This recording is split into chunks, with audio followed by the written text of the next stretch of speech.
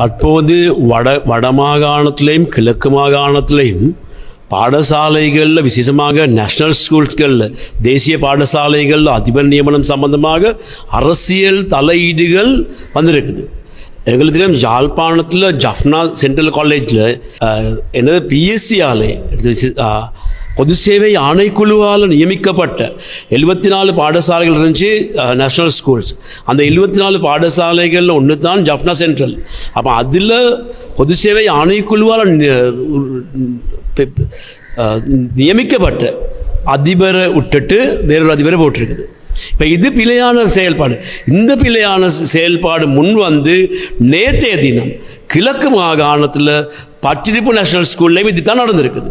எங்களுக்கு பட்டிருப்பு நேஷனல் ஸ்கூலில் அந்த அதிபராக நியமித்தது வந்து பப்ளிக் சர்வீஸ் கமிஷனில் இன்டர்வியூ வச்சு முறையாக நியமித்த அதிபரை மாற்றி நேற்றைய தினம் பிள்ளையான நாட்கள் போயிட்டு கல்வி அமைச்சரை சந்தித்து தற்போது இருக்கிற அதிபருக்கு வந்து அவங்களுக்கு பிரின்சிபல் சர்வீஸில் நியமனத்தை கொண்டு வந்திருக்காங்க. எப்படி கொண்டு வர்றது?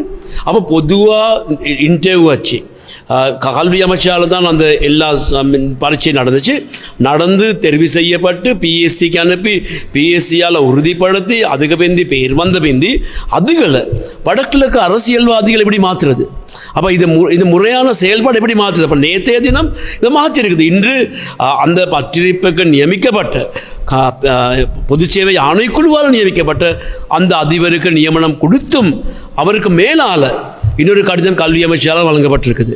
இதை உடனடியாக நாங்கள் எடுக்க சொல்லியிருக்கோம். இன்றைய தினம் நாங்கள் கல்வி அமைச்சுக்கு நாங்கள் சொன்னோம் இந்த செயல்பாடு நிறுத்த சொல்லி. இப்படி இதெல்லாம் செய்கிறது ஏன்?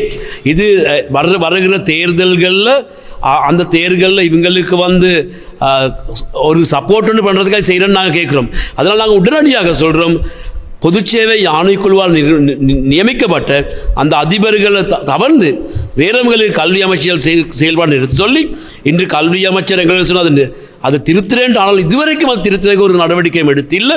அதனால் இந்த அரசியல்வாதிகள் கையீடுகளில் இந்த கல்வியிலிருந்து எடுக்க சொல்லி நாங்கள் சொல்ல முறையாக